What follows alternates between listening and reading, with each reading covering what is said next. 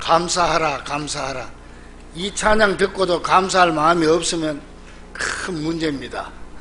뭐 감사할 수밖에 없어요. 옆 사람한테 자 감사합니다 한번 합시다. 감사하며 삽시다.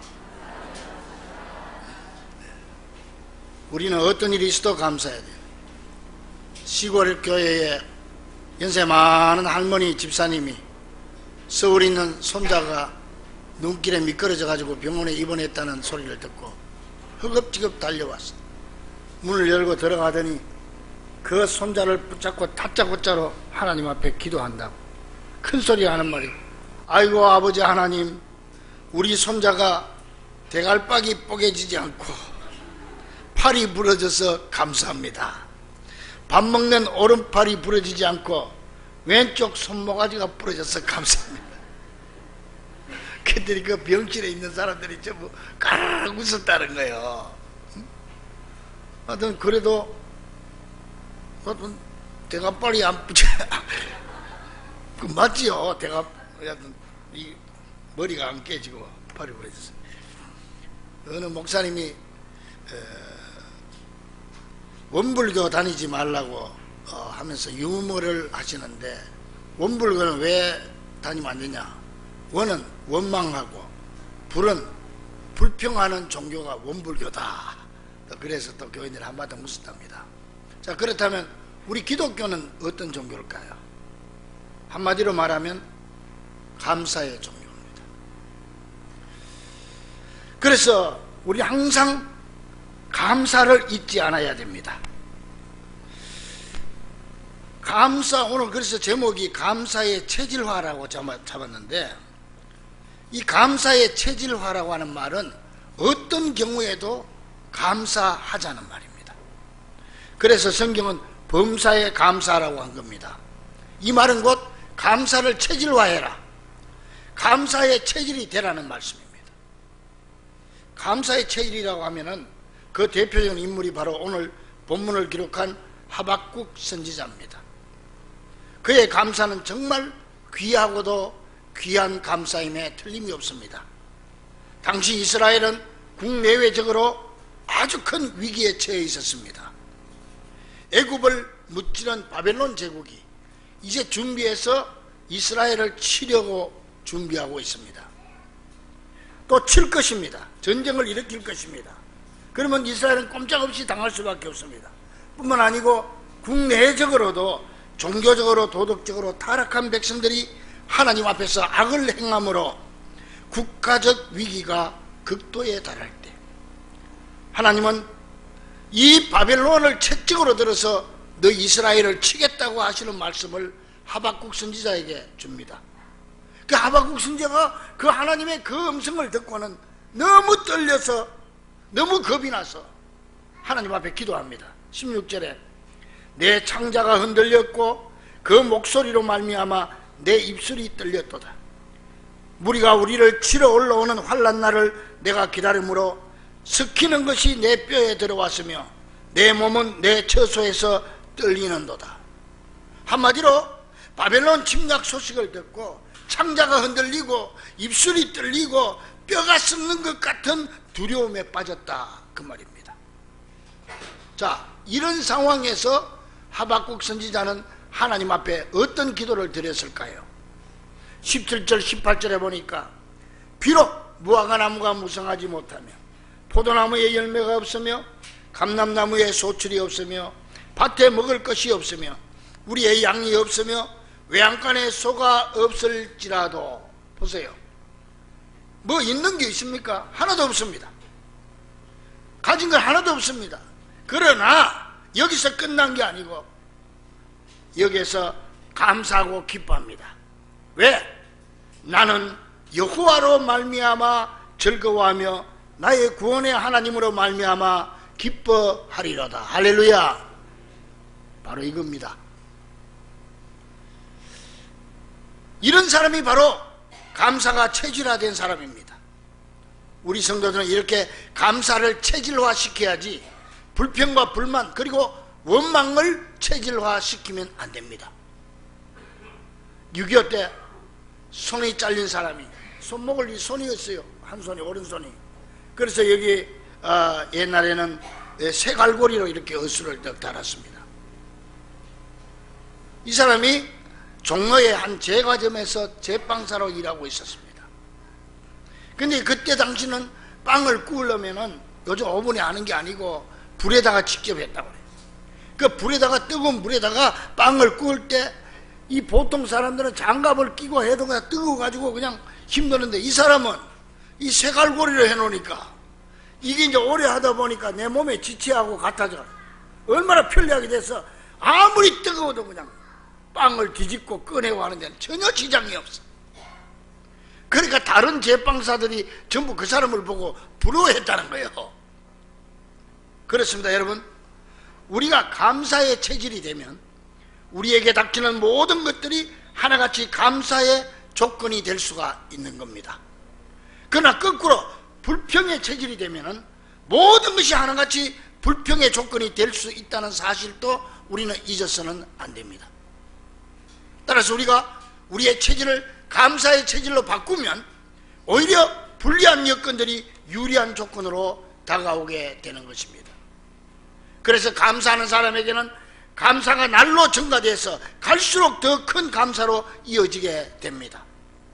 즉, 한 가지를 감사하는 사람은 그와 연관된 또 다른 것을 감사하게 되고, 작은 것을 감사하는 사람은 더 큰 감사거리가 생겨서 감사의 빈익빈 부익부 현상이 나타나게 되는 것입니다. 이게 말하자면은 감사의 정가 법칙입니다. 우리 옛말에 하나를 보면 열을 안다는 말이 있습니다. 마찬가지로 하나 잘하는 사람은 대체적으로 다른 것도 잘하게 되어 있습니다.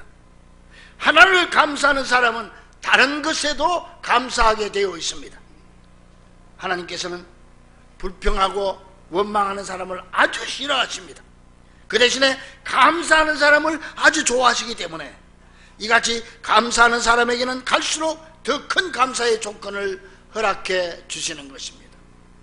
우리는 예수님께서 비유로 말씀하신 달란트 비유를 잘 압니다. 먼 길을 주인이 떠나면서 한 사람에게 1달란트, 2달란트, 5달란트 맡기고 갑니다. 이걸 1달란트 주고 간 게 아닙니다. 맡기고 간 겁니다. 주인은 주인입니다. 이 사람이 아무리 이걸로 가지고 장사해서 큰 돈 남겨도 주인이 와서 다 회수해 갈 겁니다. 그냥 줬다 그러면 기분이 나쁠 수가 있죠. 누구는 1달란트 주고 누구는 5달란트 주냐.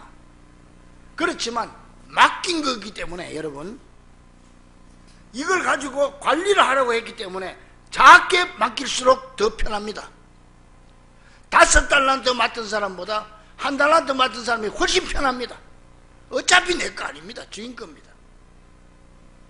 감사하려면 오히려 1달란트 맡은 사람이 감사해야 됩니다. 이만큼 맡기는 것보다 요만큼 맡기니까 훨씬 쉽잖아요, 관리하기가. 그런데 이 1달란트 맡은 사람은 체질이 원래 불평 체질입니다. 그래 주인 앞에 불평합니다. 그러니까 있는 것도 다 빼앗겼습니다. 그러나 5달란트 받은 사람은 원래 체질이 감사 체질입니다. 감사함으로 충성했더니 주인이 나한테 많은 짐을 맡겨놓고 간 겁니다. 지금 저 1달란트 맡은 사람보다 5배나 더 많은 짐을 맡기고 간 겁니다. 그래도 그걸 불평하지 않고 감사하고 충성했더니 어떻게 됐습니까? 우리 집은 1달란트 받아서 빼앗아서 그 사람에게 주는 겁니다. 그에게서 1달란트를 빼앗아 10달란트 가진 자에게 주라. 그래서 우리는 반드시 감사의 체질이 되어야 한다는 말입니다. 그러면 감사의 체질이 되려면 어떻게 해야 될까요? 그렇게 어렵지 않습니다. 먼저 어떤 조건에서도 항상 감사할 조건을 찾는 사람이 되면 차츰차츰 감사의 체질로 바뀌게 됩니다. 모든 일에는 감사할 조건이 있고 불평할 조건이 있습니다. 그 중에서 감사의 체질인 사람은 감사의 조건을 찾고 불평 체질인 사람은 불평의 조건을 찾습니다. 여러분은 어느 쪽 체질이 되기를 원합니까? 아니, 여러분은 지금 어느 쪽을 선택하고 있습니까? 오늘 본문의 하박국 선지자는 어떤 환경 중에서도 감사의 조건을 찾았던 감사 체질의 사람입니다. 비록 무화과나무가 무성치 못하고 포도나무에 열매가 없고 감람나무에 소출이 없으며 밭에 먹을 것이 없으며 우리의 양이 없으며 외양간에 소가 없을지라도 나는 여호와로 말미암아 즐거워하며 나의 구원의 하나님으로 말미암아 기뻐하리로다. 하박국은요, 정신 나간 사람처럼 무조건 기뻐하고 감사한 사람이 아닙니다. 또한 그가 상황을 잘못 판단한 것도 아닙니다. 상황 판단 능력이 없는 게 아닙니다. 얼마나 두려웠으면 바벨론 침략의 소식을 듣고 창자가 흔들리고 입술이 떨리고 뼈가 썩는다고까지 그런 두려움에 빠졌다고까지 말했겠습니까? 그러나 그에게는 그 모든 상황 속에서도 분명히 감사하고 기뻐할 이유가 있다. 그래서 그걸 찾아낸 거예요. 그래서 감사하는 거예요. 뭡니까? 다 없을지라도 여호와로 말미암아 나의 구원의 하나님으로 말미암아 나는 기뻐하고 감사한다. 바로 이겁니다. 악조건을 보면 감사할 일이 없습니다. 그러나 하박국은 그 악조건을 보지 않고 그 너머에 있는 구원의 하나님을 바라보았던 것입니다. 이것이 바로 감사를 체질화한 사람의 눈입니다. 무엇을 보느냐, 어떤 눈을 가졌느냐 하는 것이 매우 중요합니다. 그래서 독일 격언에 보면은 선물을 보지 말고 선물 주는 사람의 손을 보라, 그런 말이 있습니다. 이게 무슨 말입니까? 선물 가격을 좋다 나쁘다 따지지 말고 선물 준 사람의 정성을 보라, 그런 뜻이죠. 이 세상을 볼 때도 마찬가지입니다. 만물의 현상을 보지 말고 만물을 지으신 하나님의 손을 보아야 하고 만물 중에서 일하시는 하나님의 마음을 볼 줄 알아야 합니다. 그러면 감사가 넘칠 수밖에 없다는 거예요. 이걸 보지 못하기 때문에 불평하고 불만하는 거예요. 사랑하는 여러분, 여러분은 어떤 체질입니까? 불평과 원망 체질입니까? 아니면 감사와 기쁨의 체질입니까? 우리 스스로 진단해 봐야 합니다. 여러분은 무엇을 보고 계십니까? 환경을 보고 계십니까? 아니면 여호와 하나님을 보고 계십니까? 우리는 때로 10가지 일들 중에서 9가지가 좋고 1가지가 나쁘면 1가지 나쁜 것에 매달려 가지고 불평하고 원망합니다. 한숨 짓습니다. 그리고 그 사람을 평가합니다. 그러나 하나님은 다릅니다. 평가 기준이. 하나님은 10가지 중에 9가지 잘못하고 하나만 잘하면 잘하는 거 그 하나만 보시는 분이 하나님이십니다.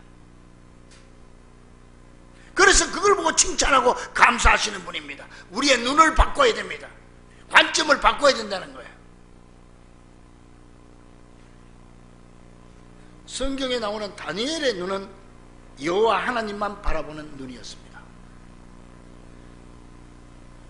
애굽 제국이 멸망하고 바벨론이 들어서게 되고 나중에 바벨론이 멸망하면 페르시아가 바벨론을 점령하게 돼요. 페르시아 제국이 되고 그리고 나서 페르시아가 또 로마에 의해서 또 바뀌게 됩니다. 그러니까 페르시아 시대입니다. 페르시아의 다리오 왕이 다니엘을 세워서 왕국 전체를 다스리게 했습니다.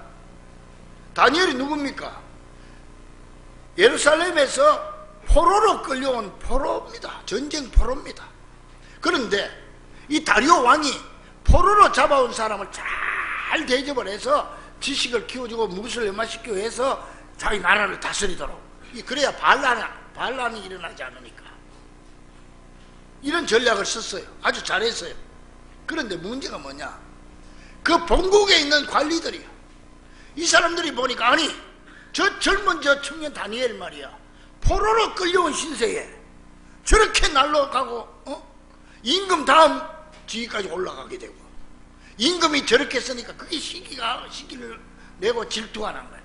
그래서 어떻게 하든지 그 다니엘을 끌어내려고 약점을 잡아보려고 하는데 워낙 성실한 사람이라 약점이 없는 거예요.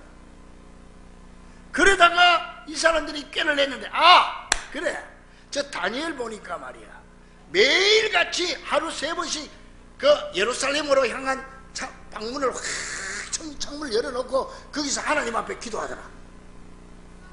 왜냐하면 이 페르시아 시대에는 이 왕이 신이요. 응?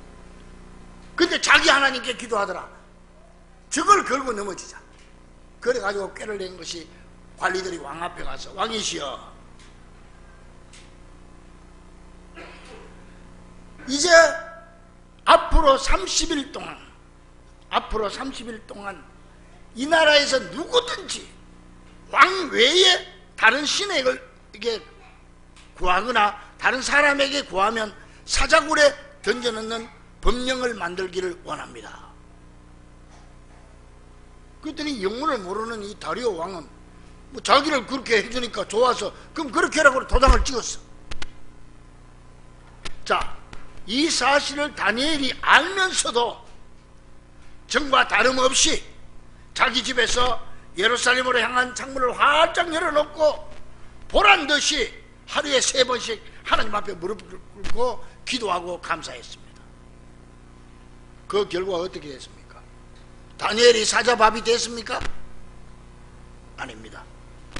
그럼에도 불구하고 하나님 앞에 감사드렸더니 털끝 하나 다치지 않고 살아날 수 있었던 사실을 우리는 잘 압니다. 여러분, 이 다니엘이 정신 나간 사람입니까? 아닙니다. 다니엘은 머리끝에서 발끝까지 감사가 체질화된 사람입니다.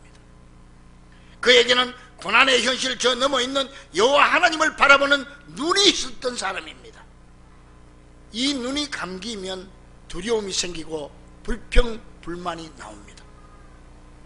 이렇게 우리도 우리의 삶 전체 속에서 두 눈을 부릅뜨고 감사의 조건을 찾아내는, 감사를 체질화시키는 여러분 되기를 주의 이름으로 간절히 축원합니다. 얼마나 우리 주변에 감사할 게 많습니까? 내 가족들 볼 때 얼마나 감사할 게 많습니까? 내 주변을 살필 때 얼마나 감사할 일이 많습니까? 왜 이거 다 제쳐놓고 불평, 불만, 이건 불평 체질이에요. 우리 체질을 바꿔야 됩니다. 우리의 눈을 바꿔야 됩니다. 관점을 바꿔야 됩니다.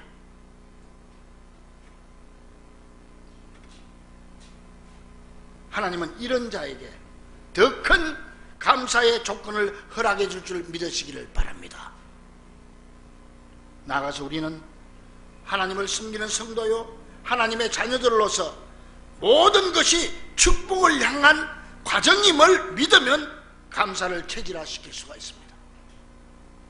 수술 환자가 아픔을 참는 것은 건강한 몸을 찾을 수 있다고 하는 소망 때문이고, 올림픽 선수가 구슬땀을 흘리면서 피나게 훈련하는 것은 금메달을 바라보는 희망이 있기 때문입니다. 농부가 봄부터 여름 내내 땀을 흘리는 것도 가을 추수를 확신하는 믿음이 있기 때문입니다. 구약의 욥을 보세요. 아들, 딸 10명 한꺼번에 잃고 그 많은 재산 한꺼번에 다 잃어버리고 본인도 머리에서 발끝까지, 요즘으로 말하면 악성 피부암이 걸려가지고 잿더미 위에 앉아서, 진물이 나니까 잿더미 위에 앉아서 기와조각으로 끓고, 그러면서도 한마디도 불평하거나 하나님을 원망했다는 말이 없습니다. 왜? 이 고난의 산을 넘으면 반드시 하나님의 축복의 강물이 기다리고 있음을 믿었기 때문입니다. 그래서 욥은 이렇게 고백합니다. 욥기서 23장 8절에 해보니까, 그런데 내가 앞으로 가도 그가 아니 계시고, 하나님이 안 보이고 소망이 없고, 뒤로 가도 보이지 아니하며, 그가 왼쪽에 일하시나 내가 만날 수, 하나님이 왼쪽에 있지만 볼 수 없고, 그가 오른쪽으로 돌이키시나 배울 수 없구나. 무슨 말이요? 욥도 사실을 정확하게 판단했습니다. 말할 수 없이 힘든 것이 사실입니다. 앞이 캄캄하다. 좌우에 돌파구가 없다는 얘기예요. 분명히 하나님이 계시는데 내 눈에는 안 보인다는 거예요. 근데 여기서 끝나버리면 안 되죠. 그 다음에, 그러나 내가 가는 길을 그가 아시나니 그가 나를 단련하신 후에는 내가 순금같이 되어 나오리라. 그가 나를 단련하신 후에는 내가 순금같이 되어 나오리라. 바로 이겁니다. 그러나 그럼에도 불구하고 이겁니다.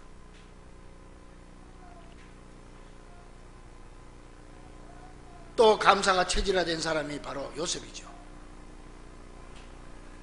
그는 어려서부터 국무총리가 되는 꿈을 꾸었고 꿈대로 될 것을 확신하고 믿었습니다. 그래서 팔려가도 감사, 종살이도 감사, 감옥살이도 감사, 단 한 번도 짜증을 부리거나 불평했다는 기록이 없습니다. 이 사람 정신 나간 사람입니까? 요셉이? 바보입니까? 그는 하나님이 나와 함께 하시면 반드시 내 꿈이 이루어질 줄 믿고 내 지금 과정이 아무리 힘들고 어려워도 끝까지 감사를 잃지만 않는다면 반드시 열매가 맺힐 줄 믿었던 사람입니다. 그래서 나중에 형들이 와가지고 겁이 나서 앞에서 무릎을 꿇었을 때 뭐라고 했습니까? 형님들 걱정하지 마세요. 형님들이 나를 판 것 같지만 내가 가만히 영적으로 생각해 보니까 하나님이 나를 여기 보냈습니다. 형님 걱정하지 마. 조카들까지 내가 다 책임지겠습니다. 할렐루야. 이게 어떻게 해서 이런 말이 나올 수가 있어요? 감사가 체질화되었기 때문에. 사랑하는 우리 중부가족들이요, 흔들리지 않고 피는 꽃은 없습니다. 들국화가 아름다운 것은 거친 들판의 억센 풀들 사이에서 외롭게 피어나기 때문입니다. 한밤중은 어둠이 가장 깊은 시간이지만 이제 곧 새벽이 온다는 징조가 아니겠습니까? 어두운 밤만 보지 말고 그 너머 있는 새벽을 바라보는 자가 되어야 됩니다. 젤킨스키 박사는 그 연구 논문에서 이렇게 발표한 적이 있습니다. 우리가 걱정하는 걱정 중에 40%는 절대 일어나지 않는 일을 걱정한다. 또 30%는 과거에 지나갔던 일을 걱정한다. 또 22%는 사소한 일에 걱정한다. 그 4%는 아무리 고민해도 내가 어쩔 수 없이 바꿀 수 없는 일을 내가 고민한다. 그리고 나머지 4%만이 바꿀 수 있는 일이다. 그러니까 우리가 진짜 걱정해야 될 건 4%라 이거예요. 4%. 이 4% 때문에 100%의 내 인생을 허비하지 맙시다. 이제 우리의 체질을 감사의 체질로 바꿉시다.